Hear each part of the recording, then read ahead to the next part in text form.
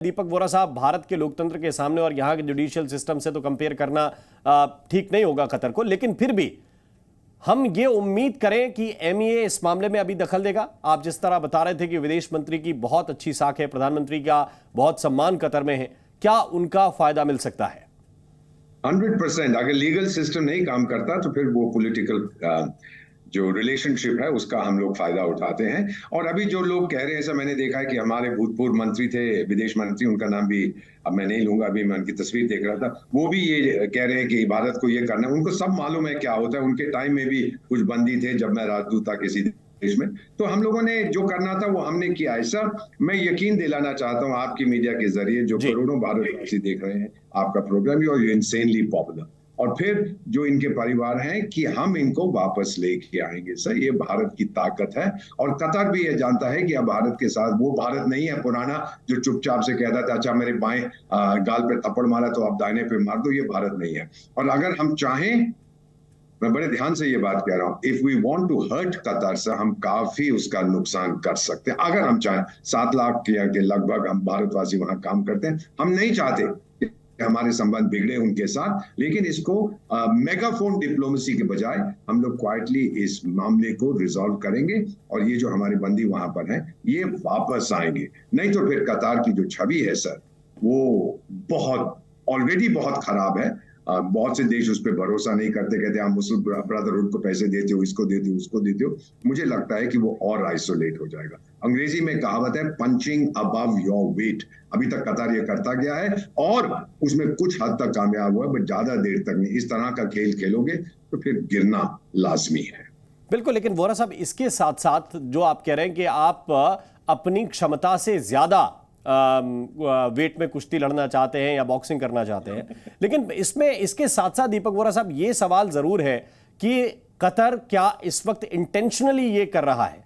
क्योंकि आपने एक लिंक ये भी बताया कि आरोप ये भी हैं कि हो सकता है कि ये इजराइल के लिए 8 भारतीय जासूसी कर रहे हों, ऐसा कतर के मीडिया का कहना है। क्या इस वक्त ये इंटेंशनली हो सकता है? इंटेंशनली ये नहीं सर, ये ऑटोक्रेसीज हैं मिडिल ईस्ट की, प्रणय साहब मुझसे ज्यादा जानते हैं, मैं तो कहीं में काम किया है।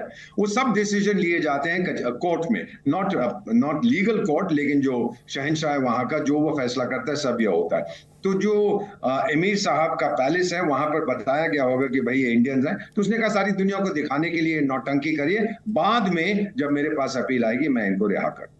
ये नॉर्मली मैंने देखा है डिक्टेटरशिप्स में होता है, और किसी ने ये आरोप नहीं लगाया, किसी ने ये नहीं कहा, कोई भी अरब मुल्क, और मैं आगे बढ़ा के सर अपने सर पे खतरा मोल लेके कह रहा हूं, कोई भी इस्लामिक मुल्क ट्रू डेमोक्रेसी नहीं है सर। ये बहुत से लोगों का मानना है। तो ये अल्टीमेटली ये रिहा हो जाएंगे, इसमें मुझे कोई भी डाउट नहीं। 50 साल हो गए हैं कूटनीति में एंड काउंटिंग, ये छूट जाएंगे। इनको फांसी देने से कतर अपने गले में खुद फंदा डालेगा सर। जी, प्रणय भी हमारे साथ हैं। प्रणय, इस बात को जो दीपक वोरा साहब कह रहे हैं वो भरोसे के साथ कह रहे हैं, एक भरोसा परिवारों को भी शायद जगेगा क्योंकि उनका लंबा अनुभव है राजनयिक, लेकिन इसके साथ साथ कुछ ऐसे सवाल हैं जिनको अगर हम इजराइल और हमास की जंग से जोड़कर इस वक्त देखें, क्योंकि भारत ने शुरुआत में ही बहुत स्पष्ट कह दिया कि हमास आतंकवादी संगठन है और आतंकवादी हमले बर्दाश्त नहीं किए जाएंगे। बाद में हमने बताया कि फिलिस्तीन को लेकर हमारा ऑफिशियल स्टैंड क्या है। क्या उससे जोड़कर भी इसको देखा जा सकता है? देखिए, एम्बेसडर दीपक वोरा को जो भी लोग देखते हैं वो इसीलिए कहते हैं कि हैशटैग अनुभव बोलता है। तो उनके अनुभव से कहीं ना कहीं वो जो परिवार इस समय चिंतित हैं, वो परेशान हैं, उनको कुछ न कुछ आश्वासन जरूर मिलेगा।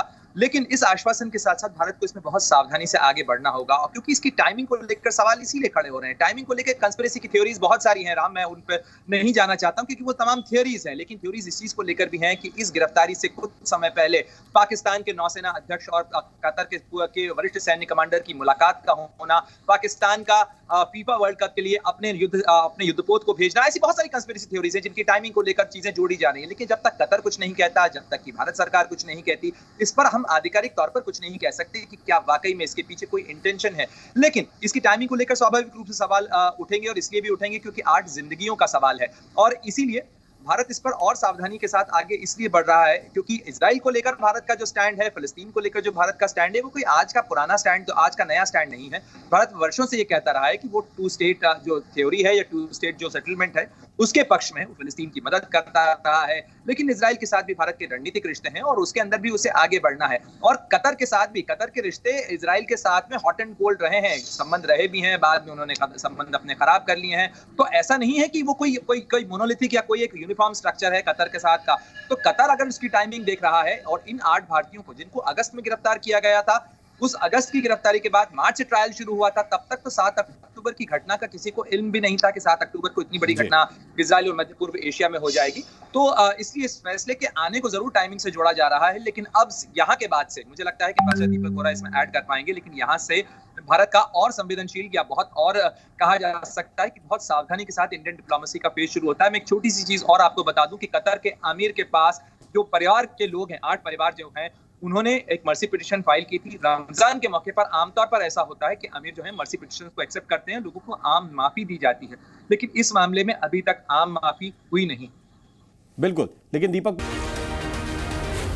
जी न्यूज़